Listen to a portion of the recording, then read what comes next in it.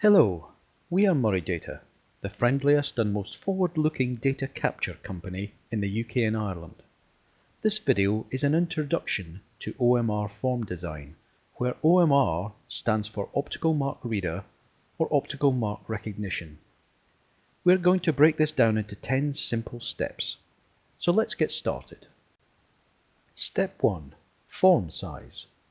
At one end of the scale, where only a limited amount of data is to be captured, then lottery-size forms can suffice. More commonly, single-sided or double-sided A4 sheets are enough to capture survey or multiple-choice exam data. At the other end of the scale, booklets are sometimes used for large-scale surveys or census projects. Step 2. Orientation. In about 90% of cases, forms are designed in portrait, but an OMR scanner is quite capable of reading data from either portrait or landscape-oriented forms. Don't feel compelled to always stick to one kind. Step 3. Dropout color.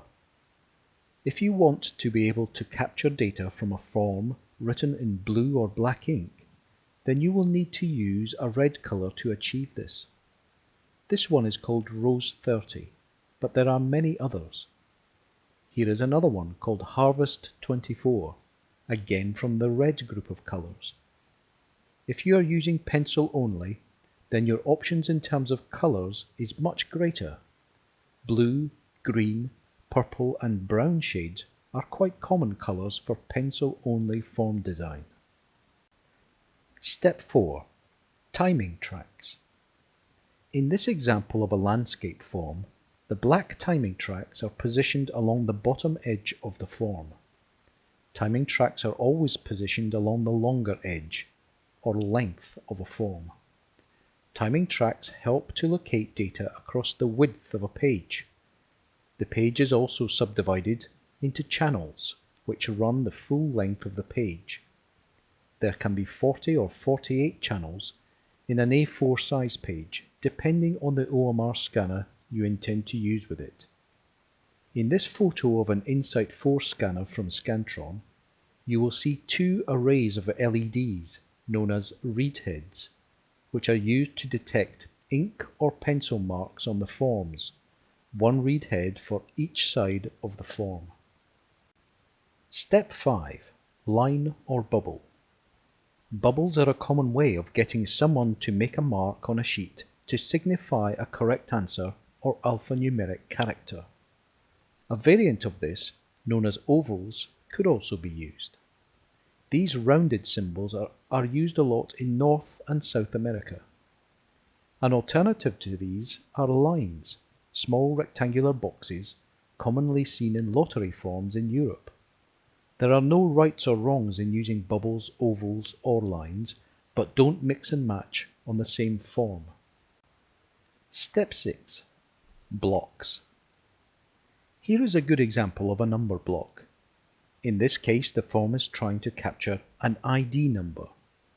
The person filling in the form is encouraged to write their ID number in the white boxes, then mark the corresponding bubble for that number directly below. In this next block, the form is trying to capture a name. These text blocks can take up a lot of room on the form, as they have to allow for all 26 letters of the alphabet, but can be really useful in applications such as registration or attendance. Step 7. Questions. In certain applications, such as surveys and evaluations, the questions asked will be the same each time and can be added to the form when it is being designed. At other times, some or all of the questions will be tailored or bespoke, so space can be left for these types of questions to be overprinted using a laser printer just before the forms are filled in. Step 8. Logos. Often a university department, hospital trust or organization will ask for their logo to be added to the form design in order to personalize it. This is quite normal, as can be seen from the examples on screen. However, there are implications with color with the logo often having to be printed in black and white. Step 9. Instructions. Here are two examples of marking instructions.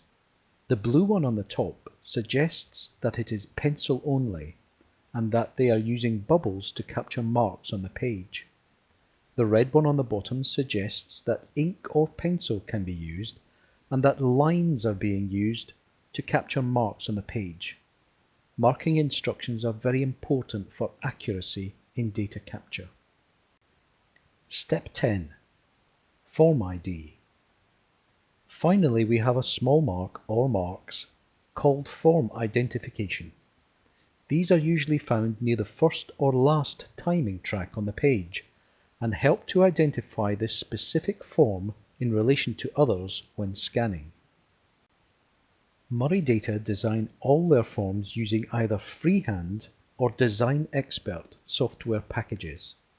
Look out for our advanced guide to form design, which additionally covers OCR, ICR, barcode and image clips.